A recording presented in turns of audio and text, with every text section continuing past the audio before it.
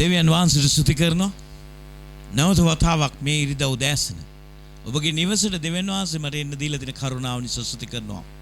ස්වාමින්ගේ කරුණාව අද අපිට තිබේ. ආමෙන්. අපි යාඥා කරමු. දයාබර දෙවි ස්වාමිනී ඔබගේ දෑතට මේ දවස බාරයි. පියාණනි මේ දවසේදී අපි ඔබ වහන්සේගේ නාමයෙන් යාඥා කරනවා. මේ වචනේ එළිදරව් අපිට තුන මැනව. ඔබ වහන්සේ එදා එපිස සභාවට කිව්වේ කුමක්ද? අද අපේ ජීවිතවලට ඔබ වහන්සේ කතා කළ මැනව. ශුද්ධාත්මනි ඔබ වහන්සේගේ හදවතේ අදහස අපේ ජීවිත පරිවර්තනය කළ මැනව. මේ වචනේ ඔබ වහන්සේට බාරයි. ඔබ වහන්සේගේ කරුණාව දුන මැනව. යේසුස් වහන්සේගේ නාමයෙන්. ආමෙන්. ස්නේහවන්ත සහෝදර සහෝදරි ඔබ සමග දේ වචනේ තිබෙනවා නම් පෙරලා ගන්න. එළිදරව් පොතේ දෙවෙනි පරිච්ඡේදයේ පළවෙනි පදයේ ඉඳන් මේ ස්ථානයේ සඳහන් කරනවා එපිසේ සභාවේ දූතයාට මෙසේ ලියාපන්න. තමන් දකුණතේ තාරකා සත දරන්නා වූ රන් පාන් රුක් සතමැද සක්මන් කරන්නා වූ තැනන් වහන්සේ මේ කාරණා කියනසේක. ස්නේහවන්ත සහෝදර සහෝදරි යෝහන් උන්වහන්සේ ප්‍රේම කළා වූ ගෝලයා. ඔහු පත්මස් දූපතේ ඉන්න අවස්ථාවේදී යේසුස් වහන්සේ ඔහු ඉදිරියේ දර්ශනය වුණා. උන්වහන්සේගේ මහිමෙන් යුක්තව උන්වහන්සේ වෙතට ඔහු ආවා. ඒ ස්ථානයේදී අපි දකිනවා මේ ස්ථානයේදී මේ වචනේ කියනවා යේසුස් වහන්සේ මෙසේ සඳහන් කරනවා එපිසේ සභාවේ දූතයාට මෙසේ ලියන්න. තමන් දකුණතේ තාරකා සත දරන්නා වූ රන් පාන් රුක මැද සතමද සක්මන් කරන්නා වූ තැනන් වහන්සේ මේ කාරණා කියනසේක. යෝහන්ට කියනවා යේසුස් වහන්සේ උන්වහන්සේ සභාව ඉදිරියේ කොයි විදිහටද ක්‍රියා කරන්නේ? උන්වහන්සේ හැසිරෙන්නේ කොයි විදිහටද? ඒ ස්වභාවය කියමින් තමයි උන්වහන්සේ කරන දේ ගැන උන්වහන්සේ සභාවට කියනවා. මේ ස්ථානයේ සඳහන් කරනවා තාරකා සත දරන්නා වූ. ඒ කියන්නේ සභා හතම උන්වහන්සේගේ හස්තේ දරාගෙන ඉන්න යේසුස් වහන්සේ මෙසේ කියනවා. ඒ වගේම සක්මන් කරනවා උන්වහන්සේ සභා මැදියේ. අප සභාවේ උන්වහන්සේ සක්මන් කරනවා. සභාව කියන්නේ ගොඩනැගිල්ලක් නෙවෙයි. සභාව කියන්නේ උන්වහන්සේගේ ශරීරයයි. ඉතින් ස්නේහවන්ත සහෝදර සහෝදරි එපිස සභාවේ ශරීරයට උන්වහන්සේ මෙසේ සඳහන් කරනවා. සඳහන් කළා කියනවා නුඹේ එනම් නුඹේ ක්‍රියාද නුඹේ වැඩ සහ ඉවසීමද නුඹ නපුර නුරුස්සන බවද පේරිතයන් නොවන නමුත් තුමු පේරිතයෝ කියන්නන් නුඹ සෝදිසි කර බලා ඔවුන් බොරුකාරයයි නුඹ දැනගත් බවද ඉවසිල්ලෙන් යුක්තව මාගේ නාමය නිසා දුක් උසුලා ක්ලාන්ත නොවූ බවද දනිමි. බලන්න මොනතරම් ආශිර්වාදලත් ප්‍රශංසනීය වදන් ටිකක්ද යේසුස් වහන්සේගේ මුඛයෙන් එපිස සභාවට කතා කරන්නේ. මේ ස්ථානයේ සඳහන් කරනවා මම නුඹේ ක්‍රියාවල් දන්නවා. මගේ දෙවියන් වහන්සේ ජීවමානයි. උන්වහන්සේ ඔබේ මගේ ක්‍රියාව දන්නවා. ඒ වගේම උන්වහන්සේ කියනවා නුඹේ වැඩ සහ ඉවසීම මම දන්නවා. නුඹ මහන්සි වෙලා වැඩ කරනවා. නුඹ බොහෝ වෙහෙසිලා කටයුතු කරන මම දන්නවා. නුඹ දෙවියන් වහන්සේගේ රාජ්‍ය උදෙසා වෙහෙස වීම මම දන්නවා. මේ ස්ථානයේ සඳහන් කරනකොට නුඹේ ක්‍රියාවල් කියලා කියනකොට උන්වහන්සේ කතා කරන්නේ ඔබ ක්‍රිකට් ගහන එකවත් නැත්නම් ඔබ රැකියාවට යන එකවත් නොවේ. උන්වහන්සේ කතා කරන්නේ නුඹ දෙවියන් වහන්සේගේ වචනය අනුව ක්‍රියා කරන අන්දම ගැන මම දන්නවා. ඒ වගේම මේ ස්ථානයේ සඳහන් කරනවා නුඹේ වැඩ සහ ඉවසීම. ඔබ දේව රාජ්‍ය උදෙසා කරන වැඩ, ඒ වගේම ඔබ ස්වාමින් වහන්සේ උදෙසා කැපකිරීම කරමින් ඉවසමින් සියල්ල දරාගනිමින් කටයුතු කරන දේ මම දන්නවා. යේසුස් වහන්සේ කියනවා නුඹ නපුර නුරුස්සන බව නපුර නුරුස්මන බවද පේරිතයන් නොවන නමුත් තුමෝ පේරිතයයි කියන්නන් නුඹ සෝදිසි කර බලා ඔවුන් බොරුකාරයයි නුඹ දැනගත් බවද දන්නවා. සමහර කෙනෙක් කියනවා අපි පේරිතයෝ, අපි යේසුස් පේරිතයෝ කියන්නේ කවුද? පේරිතයෝ කියන්නේ ස්වාමින් වහන්සේව දැකපු උන්වහන්සේ සමග උන්වහන්සේගේ සේවයට හවුල් වුණා වූ සෙනඟ. ස්නේහවන්ත සහෝදර සහෝදරි අද පේරිතයෝ සිටිනවද? අද පේරිතයෝ නැහැ. මොකද ස්වාමින් වහන්සේගේ අවසාන පේරිතය තමයි පාවුල්තුමා. මොකද ඔහු ස්වාමින් වහන්සේ ඔහුට දර්ශනය වුණා. නමුත් සෙනෙහවන්ත සහෝදර පේරිතයන් කියන්නේ පේත්‍රුස්, යාකොබ්, යොහාන්. මෙන්න මේ වගේ යේසුස් වහන්සේගේ ගෝලයෝ 12 දෙනාට තමයි පේරිතයෝ කියන්නේ. එතනින් යුදස් අයින් වුණා. ඒ වෙනුවට පාවුල් එතනට එකතු වෙනවා. එතකොට හැමදාමත් ඉදිරියටත් ඉන්නේ පේරිතයෝ 12 දෙනා පමණයි. ඉතින් මේ ස්ථානයේ සඳහන් කරනවා ඒ අතරවාදී ඒ සභාවේ එපිස සභාවේ එවකට මම පේරිත කෙනෙක් කියලා කියාගත්තු අය ඉන්නවා. අද නම් පේරිතයෝ කියන කට්ටිය නැහැ. නමුත් ඒ වෙනුවට අද මම පාස්ටර් කෙනෙක් කියලා කියා ගන්න අය ඉන්නවා. දේව වචනය ගැන අවබෝධයක් නැහැ.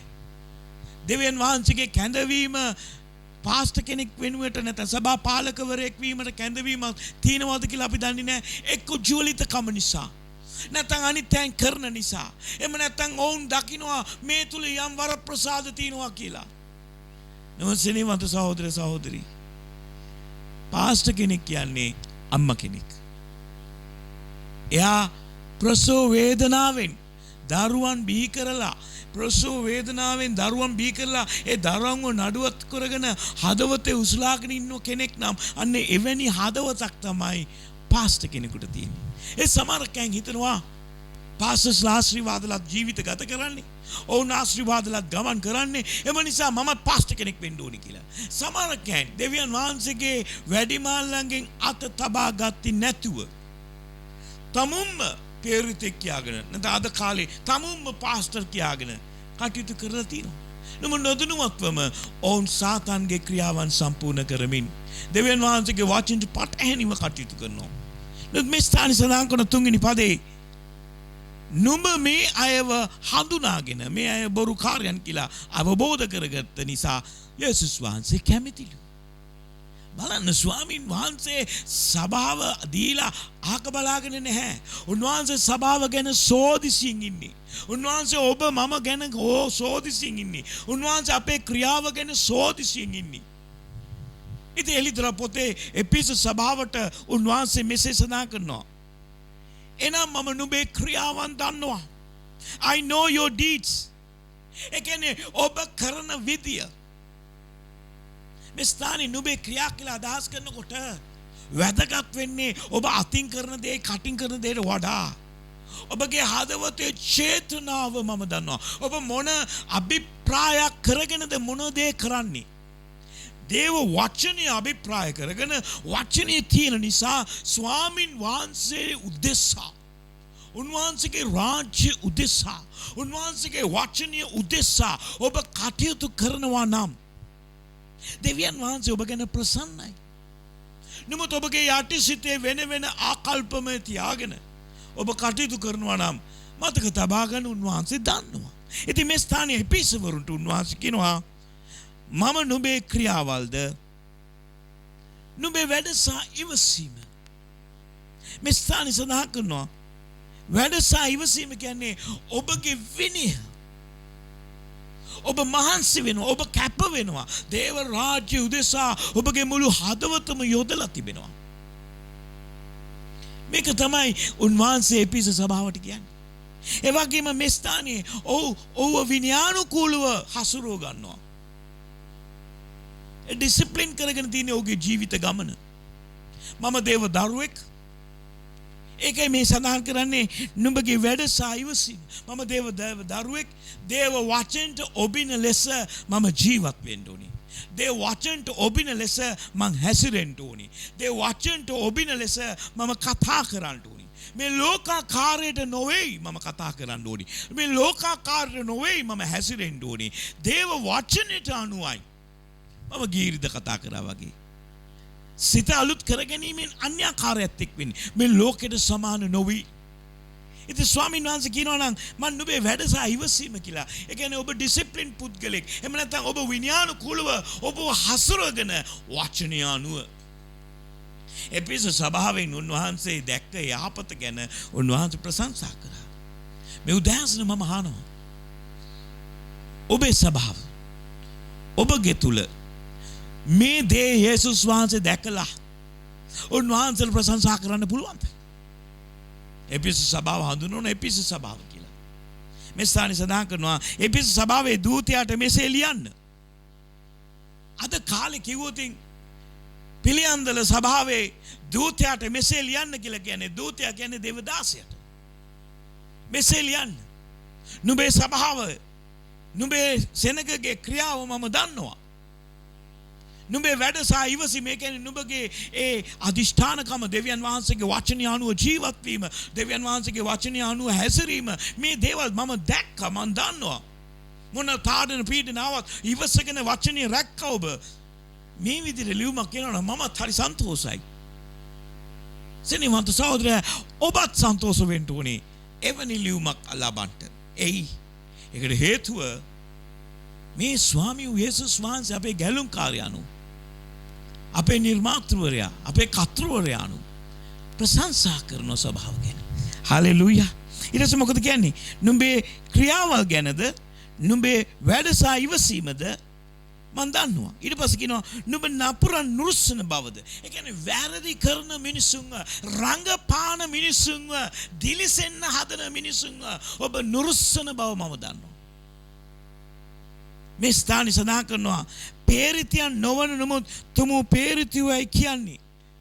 මේ සභාවට බොහෝ අය ඇවිල්ලා තිනවා.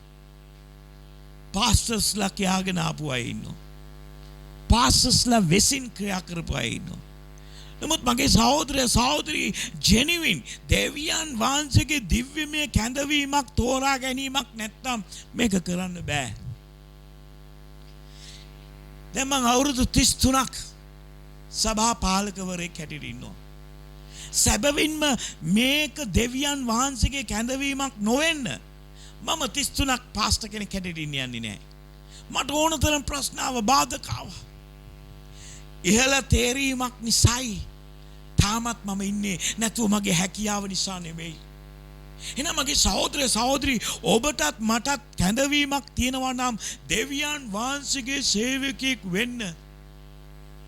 ඒක ඉහළින් තේරීමක් මිසක් අපි එකිනෙකනාගේ කැමැත්තට වෙන දෙයක් නොවේ. මොකද හේතුව සභාව ඔබටවත් මටවත් අයිති නෑ. සභාව උදෙසා මැරුණෙත් නෑ ඔබවත් මමවත්.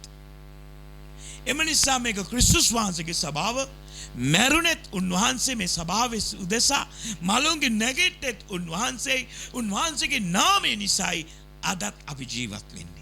එම නිසා මගේ සහෝදර සහෝදරී මේ ස්ථානයේදී අපි දකිනවා අපි රංගපාන්න ගියොතින් මම දේවදාසෙක් කියලා මම රංගපාන්න ගියොතින් මාව දෙවියන් වහන්සේ කැඳෙව්වා කියලා. දෙවියන් මේ එපිස සභාව එවැනි අයට අවස්ථාව දුන්නේ නැහැ. ඇයි? ඒකට හේතුව ඔවුන් බැලුවා දේව වචනය අනුව ඔවුන්ගේ ක්‍රියාව. ඔවුන් බැලුවා දේව වචනය අනුව ඔවුන්ගේ කල් ක්‍රියාව. අද මොනවද අපිට ආරංචි වෙන්නේ? අද දේව දාසයා කියාගත්තු මිනිස්සු, මම පාස්ටර් කියලා කියාගත්තු මිනිස්සු, මම ඉවැන්ජලිස්ට්වරයෙක් කියලා කියාගත්තු මිනිස්සු, මම ප්‍රොෆෙටවරයෙක් කියලා කියාගත්තු මිනිස්සු ඔවුන්ගේ ජීවිතය තුළ සාක්ෂියක් නැතිකම, ඔවුන්ගේ ජීවිතයේ දේව වචනට පටහැනි ජීවිතයක් තිබීම නිසා ස්වාමින් වහන්සේ ඔවුන්ව හෙලා දකින්නවා. මේ එපිස සභාවත් උන්වහන්සේගේ හදවත පසුපස හදවතක් තිබිච්ච සෙනඟ. එම නිසා ඔවුනුත් පිළිකුල් කරා වැරදි ජීවිත ගත කරමින් මම දෙවියන් වහන්සේගේ සේවකයෙක් කියන ඇඟව. ඉතින් මේ ස්ථානයේ තුන්වෙනි පද සඳහන් කරනවා මේ ස්ථානයේ මෙහිම දෙයක්. පේරිතියන් නොවන නමුත් තුමු පේරිතුවේ කියන්නා නුඹ සෝදිස් කර බලා බොරු කාර්යයයි නුඹ දැනගත් බව මම සතුටු වෙනවා.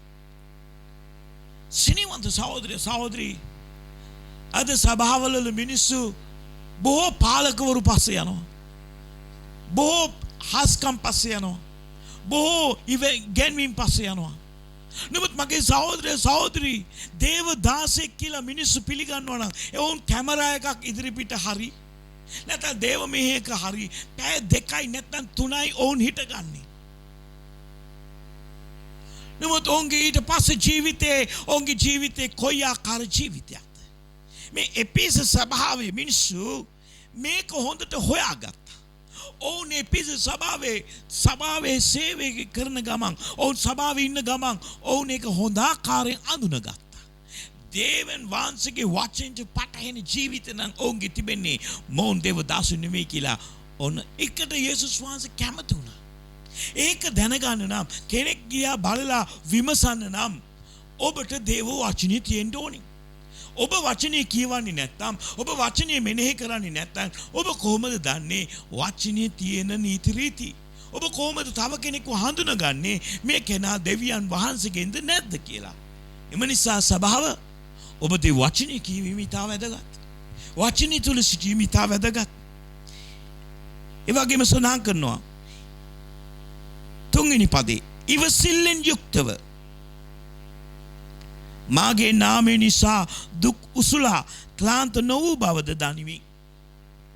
බලන්න පළවෙනි පදේ දෙවෙනි පදේ සඳහන් කරන මෙන්න මෙහෙම දෙයක්. එනම් නුඹේ ක්‍රියාවල් I know your deed your hard work මම ඔබගේ මහන්සි වීම දන්නවා. ඊට පස්සේ මොනවද සඳහන් කරන්නේ? I know that you are disciplined yourself. ඔබ දේ වචනට අනුව ඔබව හසුරුවගෙන යන්නේ. ඔබ විනයානුකූලව යන්නේ. කල්පනා කරලා තට්ටු කරලා බලන හදවතට. ඔබ දෙවියන් වහන්සේ උදෙසා යහපත් කල් ක්‍රියාවෙදී ඉන්නේ. ඒ වගේම ඔබ විනයානුකූලව දේව ධර්මයට අනුකූලවද ඔබගේ කතාව බීම හැසිරීම සියල්ල. ඒ වගේම මේ ස්ථාන සඳහන් කරනවා වැරදි අය වැරදි කියලා වචනෙන් විනිශ්චය කරන්න පුළුවන් වචනේ මට්ටමක් අද ඔබට තිබෙනවාද? අද අපි කෙනෙක්ව දැක්කම විනිශ්චය කරන අපි හරි දක්ෂයි. නමුත් එපිසවරුන් එහෙම නෙමෙයි. ඔවුන් වචනය අනුකූලවයි කෙනෙක් දිහා බැලුවේ.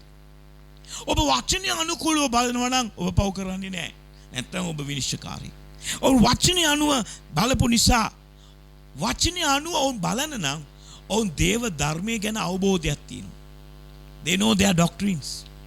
ඉතින් ඔවුන් දේව ධර්මයේ ගැන අවබෝධය පළවෙනි එක they know they are hard working. Jesus knew that they are very disciplined and Jesus knew that they had their doctrines. උන්වහන්සේ දැන සිටියා. ඔවුන් දේව ධර්මයේ ගැන දන්නවා. සභාව මම ඔබගෙන් ප්‍රශ්නයක් අහනවා. ඔබ දන්නවද දේව ධර්මයේ? මොනවද අපි දේව ධර්මයේ දන්නවා නම් අපි වැරදි කරන්නේ නැහැ. අපි දෙවියන් වහන්සේට බයව උන්වහන්සේ දිලී හරියට හැසිරෙනවා. තුන්වෙනි පදේ ඉවසිල්ලෙන් යුක්තව මාගේ නාමය නිසා දුක් උසුලා ක්ලාන්ත නොවූ බවද දනිමි. On behalf of me you have not grown weary. ඔබ මං උදෙසා ක්ලාන්ත වුණේ නැහැ. අද මිනිස්සු මොකද වෙන්නේ? පොඩ්ඩ එහා මෙහා වෙන්න බෑ. දෙවියන් වහන්සේ කෝ කියලා අහනවා. මොවුන් පීඩාවලට මුහුණ දුන්නා. මිනිස්සු එක එක පරීක්ෂා ඇති කරා. නමුත් ඔවුන් ක්ලාන්ත වුණේ නැහැ කියලා කියනවා. ස්වාමින් වහන්සේ උදෙසා සියල්ල දරාගෙන හිටියා. ඔවුන් බලාපොරොත්තු හිටියා. උන්වහන්සේ විසඳනවා. මෙවැනි ක්ලාන්ත නොවන ස්වභාවයක් තියෙන්නේ උන්වහන්සේ දෙස බලන කෙනාටයි. උන්වහන්සේගේ වචනේ සඳහන් කරන යසාය පොතේ ස්වාමින් වහන්සේ දෙස බලන කෙනා වියරි වෙන්නේ නැහැ, ක්ලාන්ත වෙන්නේ නැහැ, වෙහෙස වෙන්නේ නැහැ. අද මිනිස්සු දෙවියන් වහන්සේත් එක්ක මෙහෙම ගමන කරනකොට සමහරක් අය දිහා බලලා ක්ලාන්ත වෙනවා. අයියෝ කියලා. ඔබ ක්ලාන්ත වෙන්නේ නැහැ. මොකද ඔබ ස්වාමින් වහන්සේ දෙස බලන කෙනෙක් නිසා. හලෙලූයා. ඉතින් මේ ගුණ හතර ඔව් කතා කරනවා. යේසුස් වහන්සේ එපිස සභාවට කතා කරනවා. නමුත් හතරවෙනි පරිච්ඡේදයේ පදේ උන්වහන්සේ පොඩක් වෙනස් කරනවා. මං ආපහු කියනවා. ඔබේ ක්‍රියාවල් මං හොඳයි. නුඹේ වැඩ සහ ඉවසීම හොඳයි. නුඹ වැරදි අයව වැරදි කියලා අවබෝධ කරගෙන තිනවා. මොකද ඔබ දේව ධර්මයේ දන්න නිසා. ඒ වගේම ඔබ සියල්ල දරාගෙන ඉවසගෙන හිටියා. ඒකත් හොඳයි. නමුත් හතරවෙනි පදේ නුඹේ පළමු ප්‍රේමයේ අත්හැරියේ යන කාරණය නුඹට විරුද්ධව මට ඇත්තේය. Yet I hold this against you. You have forsaken the first love. මගේ සහෝදරය සහෝදරි. නමුත් නුඹේ පළමු ප්‍රේමය නුඹ අත්හැරියා. කාරණේ නුඹට විරුද්ධව තියෙනවා. සිනවන්ත සහෝදරය සහෝදරි. මේ සභාව හැටියට එකට මෙහෙම ගමන යනකොට දෙවියන් වහන්සේගේ වචනේ අනුව අපි හරි ගෑගෙන යනකොට අපි දන්නේම නැතුව සංවිධාත්මක බවට පත් වෙනවා. අපි ඒක නිකන් පැටර්න් එකක් කරගන්නවා. අපි උදේට නැගිටිනවා, දත් ටික මදිනවා, යාඥා කරනවා, බයිබලේ කියවනවා. ඊට පස්සේ ගෙදර වැඩ කටයුතු කරනවා, රැසියාව කරනවා. ඊට පස්සේ කටයුතු කළා ගෙදර ඊට පස්සේ නිදා ගන්න යනවා. දැන් අපි සුද්ධයි. අපි පව් කරන්නේ නැහැ. අපි ධර්මිෂ්ඨයි. නමුත් දන්නේම නැතුව අපි ක්‍රිස්තුස් වහන්සේගේ පළමු ප්‍රේමයෙන් ගිහිල්ලා යන්න පුළුවන්. ඒවතට යන්න පුළුවන්. මොකද පළමු ප්‍රේමය කියන්නේ අපි උන්වහන්සේව අඳුනගත්තු අලුත. අපි බොහෝ දේවමයන් කොයිද තියෙන්නේ හොයාගෙන යනවා. බයිබලේ ගත්තම පැය ගාණක් කියවනවා. යාඥා කරාට මදි, නමස්කාර කරාම මදි. ඒ ස්වභාවය ටික නැති වෙනවා. අද සභාවන් වලට එහෙමයි වෙන්නේ. මට මතකයි මේ කොරෝනා නිසා අපි දේශනා කරන්න පටන් ගත්ත ඔන්ලයින් එකේ. අපි දැක්ක 300 ගණන් 200 ගණන් සෙනඟ. නමුත් එන්නේ ගාන අඩු වෙනවා. ඇයි? ඊට පස්සේ අපි තියන්නේ කරා Zoom එකෙන් කතා කරන්න. මොකද අපිට සෙනඟ පේන්නේ නැහැ. ඒකෙන්ද Zoom එකෙන් කරනවා. පළවෙනි දවසේ ගොඩක් සෙනඟ. පව් වෙනකොට ඒකත් අඩු වෙනවා. මොකද්ද මේ වෙන්නේ? පළමු ප්‍රේමය හීන වෙනවා. පළමු ප්‍රේමය හීන වෙනවා. මේක සෙනෙවන්ත සහෝදරයෙක් ගෙවල් වලක් තියෙන දේ. යාළුවෙක් චලුත ආදරේ කියන්නේ ආදරේ. දෙදෙනෙක් අල්ලගෙන යනකොට ලයික් කණුවක් කරාට ආවනම් ඔවුන් කැමති ලයික් කණුව උදුල්ලලා පැත්තකට දාලා ඒත් අත් දෙක ගලවන්න නැතුව ඉන්න. පව් වෙනකොට මොකද කරන්නේ? නෝන අර දිශාවේ මාත්‍යා මේ දිශාවේ. එහෙම නැත්නම් නෝනව යවනවා නැන්දම්මත් එක්ක. මිනිහා ඊට පස්සේ බස් එකේ. මගේ සහෝදරි කොහොමද පළමු ප්‍රේමය? ජේසුව අඳුරගත්තු අලුත අපි ලෑස්ති හැමෝටම සමාව දෙන්න. හැබැයි ටික කාලයක් ජේසුත් එක්ක යනකොට අපි දන්නේම නැතුව අපි හැමෝත් එක්කම තරහයි. කෝ ප්‍රේමය? ඔබ ජේසුස්ගේ වහන්සේගේ තිබුණා වූ ඒ පළමු ප්‍රේමය නැති කර ගන්න එපා. ඒ අද ගොඩක් අය පුරුද්දට දේශනා කරනවා. පුරුද්දට සෝං ලීඩ් කරනවා. පුරුද්දට යාඥා කරනවා. පුරුද්දට බයිබලේ කියවනවා. නමුත් ඉස්සරේම නෙමෙයි. බයිබලේ කියවනකොට එක පදයක් හම්බුනාම praise the Lord. හරි ජුවලිතයි. හරි උද්‍යෝගිමත්. ඒ පළමු ප්‍රේමය නිසා බයිබලේ කියවනකොට එක වචනයක් හම්බුනාම උඩ පනින්න හිතෙන ඒ දවස්වල. ඇයි? ඒකට හේතුව මෙතරම් සත්‍යක් උන්වහන්සේ මෙතරම් ආදරයක්. පව් වෙනකොට මොකද වෙන්නේ? ඒක 10 කියනවා. කිසිම ස්පාක් විල්ලක් නැහැ. කිසිම දැනීමක් නැහැ. ඔහේ කියවගෙන යනවා ගිරව වගේ. සිනීවන්ත සහෝදරයා මොකද්ද මේ ස්වභාවය? එපිස සභාවට මේ ප්‍රශ්නේ තිබුණා. මම මේ උදෑසන අහනවා ඔබටත් මේ ප්‍රශ්නේ තියෙනවද? එදා තරම් ස්වාමින් වහන්සේ ගැන ජුලිත ඔබ මදිද? ඔබගේ පහන නිවිගෙන යනවද? නැත්නම් නිවිලද? ආපසු හැරෙන්න. සභාවට ස්වාමීන් වහන්සේ කියනවා නුඹේ යහපත් ක්‍රියා හොඳයි, උඹේ ඉවසීම හොඳයි, ඔබ නපුර වැරදිකාරය හැටියට දැක්ක එක හොඳයි, ඔබ සියල්ල උසුලගත්තා, මං ගැන ක්ලාන්ත උනේ නෑ. මේ ඔක්කොම හොඳ තිබිද්දිත් නුඹට විරුද්ධව එක කාරණයක් මට තියෙනවා. ඒකමයි පළමු ප්‍රේමයෙන් ඔබ ඈත් වෙලා. සෙනෙහවන්ත සහෝදර සහෝදරි, මම තානෝ මේ උදෑසන ඔබෙන් එදා යේසුස් වහන්සේ පිට සභාවෙන් හැවුවා වගේ මම මේ උදෑසන ඔබෙන් අහනවා. එදා තිබිච්ච පළමු ප්‍රේමය, ඒ ජීවලිතකම, ඒ ප්‍රීතිය ඔබට තිබෙනවද? පෙරළන මාසමක 1 කොරින්ති 13 සිට 3 දක්වා. ඒ ස්ථානයේ සඳහන් කරන මෙන්න මෙහෙම. මම මිනිස්යන්ගේද දේවදූතයන්ගේ භාෂාවලින් කතා කරන්නේ නොමුත් මට ප්‍රේමිය නැත්නම් හඬ නගන පිත්තලට නොහොත් ශබ්ද පවත්වන අත්වලට සමාන වී සිටිමි. මට අනාගත වාකකීම් දීමනාව ඇතුව සියලු රහස්ද සියලු දැනගැන්මද දනිමි නොමුත් කඳු පහ කරන තරම් සියලු ඇදහිල්ල ඇතුව සිටිම් නොමුත් මට ප්‍රේමී නැත්නම් මම හිස් වෙමි. මා සන්තක සියල්ල දිලිදුම් පෝෂණය කරන පිණිස දෙතත් මගේ ශරීරය දවන්ට බාර දෙතත් මට ප්‍රේමී නැත්නම් මට කිසි ප්‍රයෝජනයක් නැත. මේ ප්‍රේමය තමයි යේසුස් වහන්සේ. මේ යේසුස් වහන්සේගේ ස්වභාවය ඔබ තුල නැත්නම් කවර ප්‍රයෝජනයක්ද? සෙනෙහවන්ත සහෝදර සහෝදරී, අද විවාහයන් දිහා බැලුවම ප්‍රේමයේ හීන වෙලා. අද දරුවන් සහ ගුරුවරු අතර දිහා බැලුවම ප්‍රේමයේ හීන වෙලා. මට මතකයි මම ඉස්කෝලේ යන කාලේ අපිට වැඩි වත්කමක් තිබුණේ නෑ. ආර්ථිකව බොහෝ අමාරුකම් වලින් ගියා. අපිට හිටියා ස්කවුට් වලට සර් කෙනෙක් ඩයස් කියලා. බණ්ඩාරනායක මහාවිද්‍යාලේ. සිනේවන්ත සහෝදර සහෝදරී, අදටත් එතුමට මම ගරු කරනවා.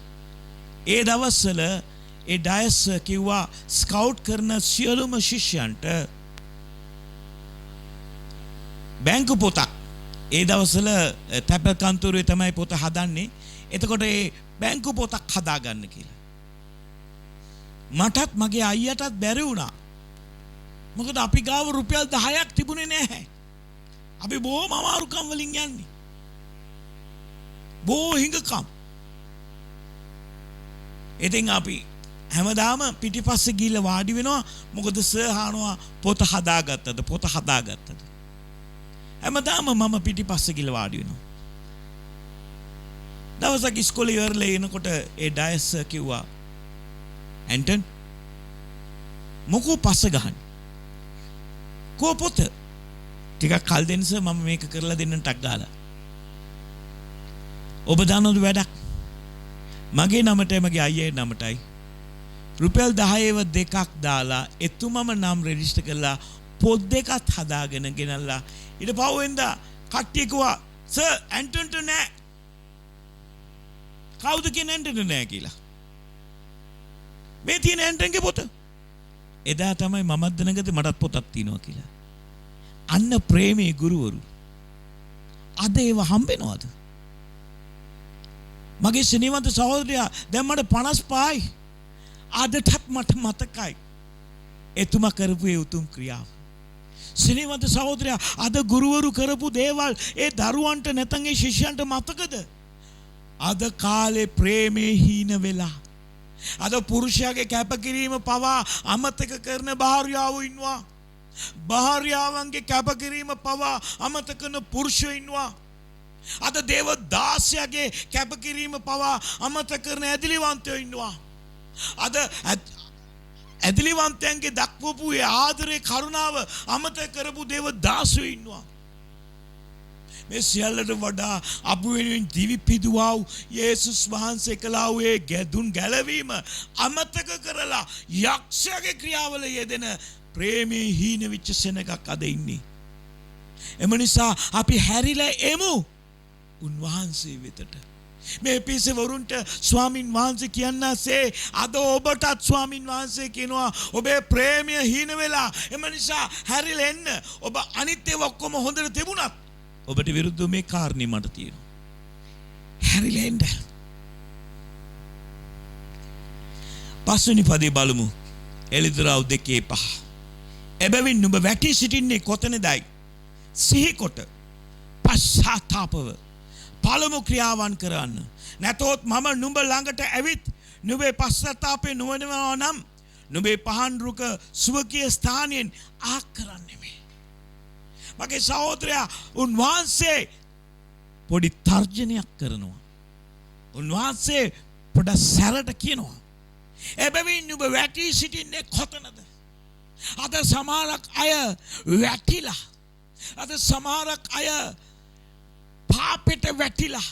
අද සමහරකයන් මාංශයේ තෘෂ්ණා පස්සේ ගිහිල්ලා ඔවුන් සඵලවත් නැහැ. ඔවුන් හිඟකම් වලින්, ඔවුන් වේදනාවෙන්, ඔවුන් රෝගෙන් වේදනාවෙන් විඳිනවා. ඒට හේතුව පළමු ප්‍රේමය අතහැරිය නිසා. උන්වහන්සේගේ රැකවරණේ ඉන්නේ නැතුව ඔවුන් ඉවතට ගිහිල්ලා. උන්වහන්සේ කියනවා හැරි එන්න. වැටිච්ච තැන සිහි කරන්න. නුඹ පශ්චාත්තාප වෙලා පළමු ක්‍රියා කරන්න. නැතහොත් මම නුඹ ළඟට ඇවිත් නුඹ පශ්චාත්තාප නොවෙනවා නම් නුඹේ පහන් රොග සුවකේ ස්ථානින් අයින් කරනවා. උන්වහන්සේ කියනවා නුඹ පශ්චාත්තාප වෙන්නේ නැත්නම් නුඹ පළමු ප්‍රේමයට එන්නේ නැතුව නුඹගේ ක්‍රියාව කරගෙන ඉන්නවා නම් ස්වාමින් වහන්සේගෙන් ඈත් වෙලාම ඉන්නවා නම් මම නුඹේ ස්ථානය ඔතනින් ගන්නවා. තවදුරටත් ඔබට සීවීමක්වත් කරුණාවක්වත් තියෙන යන්නේ නැහැ. සීකරන්න. Consider how far you have fallen. සීකරන්න. හිතලා බලන්න. මං දෙවියන් වහන්සේගෙන් කොතරම් ඈත්ව වැටිලාද? පසුතැවිලි වෙන්න. Repent. Change the way you think. ඔබ හිතන විදි වෙනස් කරන්න. පසුතැවිලි වෙන්න. U-turn එකක් ගහන්න. කරන දේ නතර කරලා උන්වහන්සේ කැමති දේ කරන්න. පළමු ක්‍රියාවන් කරන්න. Do the things that you used to do. ස්වාමින් වහන්සේට යාඥා කිරීම. දෙවියන් වහන්සේ දෙස බැලීම. උන්වහන්සේට කන්නලව් කිරීම. වචනය කියවා මෙනෙහි කිරීම.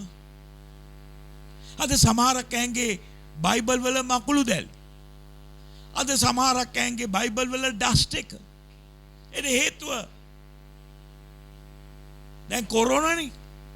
ඒකින්ද පල්ලිය නැහැ. පල්ලි නැති නිසා බයිබල් ඕනේ නැහැ. මගේ සහෝදරී මගේ ෆෝන් එකෙත් බයිබලේ තියෙනවා. මගේ ටැබ් එකෙත් බයිබලේ තියෙනවා. ඒවා මගේ දේශනාවල් වලට විතරයි පාවිච්චි කරන්නේ. නුත් මම කියවනකොට අධ්‍යයනය කරනකොට මට ස්වාමින් වහන්සේ කතා කරන්නේ උන්වහන්සේගේ ලෝගෝස් කියනා වූ පොතෙන් ලියන ලද දෙයින් තමයි උන්වහන්සේ මට කතා කරන්නේ. එම නිසා උන්වහන්සේගේ වචනය දිනපතා අත ගන්න. දිනපතා පරිහරණය කරන්න. දිනපතා ඒක කියවා මෙනෙහි කරන්න. පළමු ප්‍රේමයේ තුල රැඳෙන්න. හලෙලූයා. මොකද්ද මේ පළමු ප්‍රේමය? නැසමහට විවාහ වුණාම පළමු ප්‍රේමයෙන් ඉන්නවා. කොයි වෙලෙත් බලනවා. උපකාර කරන්නේ කෙනාට ලං වෙලා සිටින්න ආදරෙනින් කතා කරන්න. නමුත් ටික කාලයක් ගියාම මොකද වෙන්නේ? උපකාරය බලන්න එයා වැටෙන්න ගියත් අල්ලන්න යන්නේ නැහැ. ඉස්සර නෙමෙයි. ඇඟිල්ල විතරයි වැදුනේ උස්සගෙනත් ඉවරයි. අද ඔළුවත් පැලිලා. මේ පොඩක් අරයව පොඩ බලන්න. අරයව පොඩ අල්ලන්න. ඉච්චරයි කියන්නේ. තව ටික පහු වෙනකොට මාත්‍ය දන්නෙත් නෑ අරයගේ ඔළුව පැල්ල ඉස්පිතාලෙත් ඉඳලා ආවා කියලා. මේ ප්‍රේමය නෑ. සබාවටත් බලන්නේ. එකිනෙකනාට දෙවියන් වහන්සේගේ ප්‍රේමයෙන් ඉන්නේ. ඉතින් උන්වහන්සේ කියනවා එබැවින් සිහි කරන්න, පශ්චාත්තාප වෙන්න, පළමු ක්‍රියාවන් කරන්න. හලෙලූයා. නමුත් 6 වෙනි පදේ මේක නුඹලාට ඇත්තේය. එනම් මා ද්වේෂ කරන නිකලොතොන්ගේ ක්‍රියාවල් නුඹත් ද්වේෂ කරනුවේ. බලන්න ස්වාමින් වහන්සේ කරුණු 4ක් හොඳයි කියනවා. ඒ තමයි නුඹ යහපත් වැඩ කරනවා. නුඹේ ක්‍රියාවල් දන්නවා මම. නුඹගේ ඉවසීම මම දන්නවා. පේරිතයන් නොවනෑන් පේරිතයෝයි කියලා කියාගත්තෑන් බොරුකාරයෝ කියලා ඔබ පිළිගත්තේ නැහැ කියලා මම දන්නවා. ඒ වගේ ඔබ ඉවසනවා මං ගැන දරාගෙන ඉන්නව දන්නවා. ඒත් නුඹට විරුද්ධව එකක් තියෙනවා.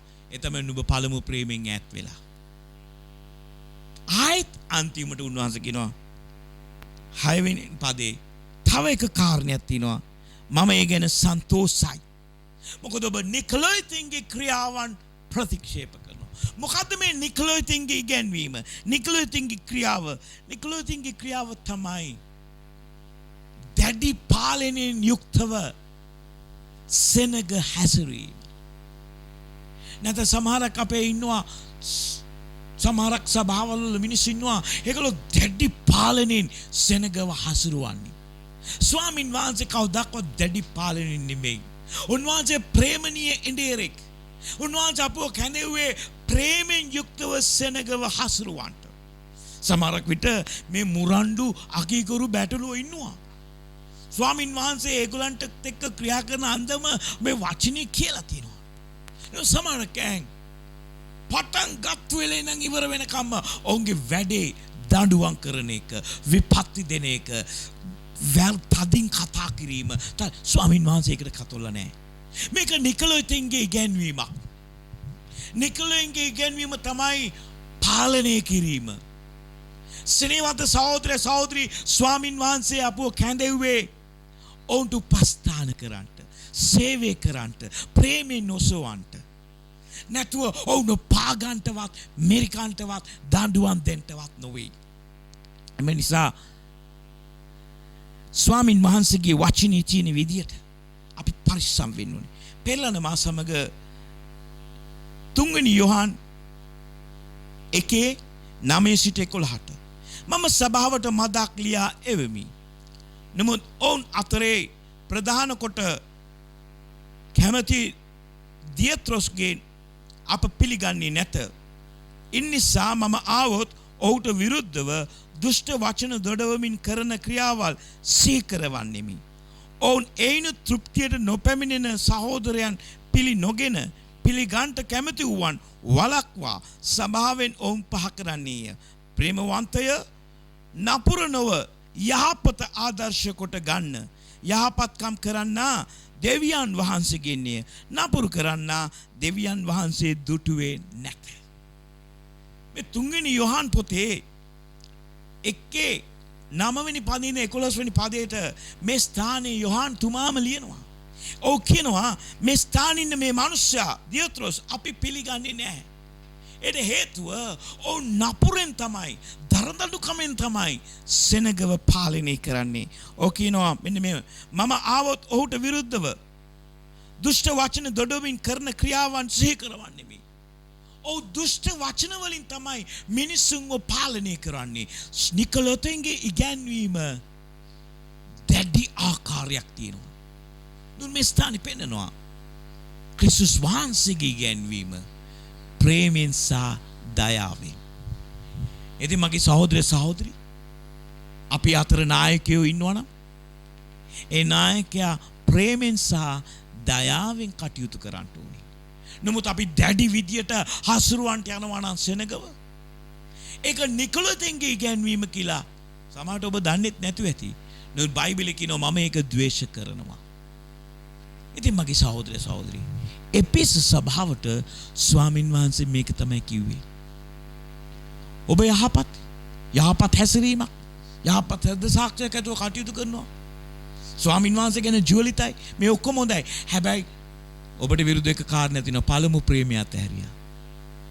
ඒ වගේම අපි අතර සමහරට දන්නේම නැතුව නිකලොයින්ගේ ඉගැන්වීම් තියෙන අය ඇති. සභාවක් වුණාම එක ඉගැන්වීමක් තියෙන්න ඕනේ. දේවදාසයා ප්‍රේමේ නම් සේවකයොත් ප්‍රේමේ, ඇදලිවන්තොත් ප්‍රේමේ. නමුත් දේවදාසයා ප්‍රේමේ නම් නමුත් සේවකයොත් දැඩි නම් අන්න මේ එපිස සභාවේ වගේ නිකලොයින්ගේ ඉගැන්වීමක්. සමහරට ඔබ දන්නෙත් නැතුව ඇති මේක නිකලොයින්ගේ ඉගැන්වීමක් කියලා. අද ඔබ ඉගෙන ගත්තා. තවත් බයිබලයේ කියවලා මෙනෙහි කළා එක හොයලා බලන්න. දැන් නැත්තම් මගෙන් ආන්න මම ඔබට කියලා දෙන්නම් පෞද්ගලිකව. අපෝ කැඳෙව්වේ ප්‍රේමෙන්, අපි කට්ටියව කැඳවන්නේ ප්‍රේමෙන්. ඉතින් සෙනෙහවන්ත සහෝදරයා දෙවියන් වහන්සේ ඔබට ආශිර්වාද කරන සේක්වා. මේ ටීචින් එක, මේ ඉගැන්වීම ඔබගේ ජීවිතයට ආශිර්වාදයක් වේවා. යේසු පිටයි. ස්තුතියි අප සමග රැඳී සිටින අපි විශ්වාස කරනවා සභාවක් වශයෙන් මේ දේශනාව ඔබේ ජීවිතයට, ඔබේ වාතාවරණයට බලපෑමක් ඇති කරා කියලා. ඔබ දන්නා පරිදි නද අපේ රටේ තියෙන තත්ත්වෙත් එක්ක සභාවට ඔබට එන්ට විදියක් නැහැ. නමුත් අපි සභාවක් වශයෙන් ඔබ වෙතට එනවා. Facebook හරහා, YouTube හරහා, ඒ වගේම ඔබේ නම්බර් එක, ඔබ අපේ නම්බර් එක දකි මෙතන WhatsApp නම්බර් එක. ඒකට මේ මෙසේජ් එකක් දාන්න. ඔබට අපි WhatsApp සමගත් සම්බන්ධ වෙන්න පුළුවන්. උන්වහන්සේගේ වචනේ ඔබට අසන්න පුළුවන්, බලවත් වෙන්න පුළුවන්. උන්වහන්සේගේ වචනේ තුල ඔබ ශක්තිමත් කරන්න පුළුවන්. ඉතින් අප සමග සම්බන්ධ වෙන්න දෙවියන් වහන්සේ ඔබේ ජීවිතේ බලවත් දේවල් කරන්න යන බව අපි විශ්වාස කරනවා. ඔබ සියලු දෙනාටම යේසු පිටයි සුබ සතියක්.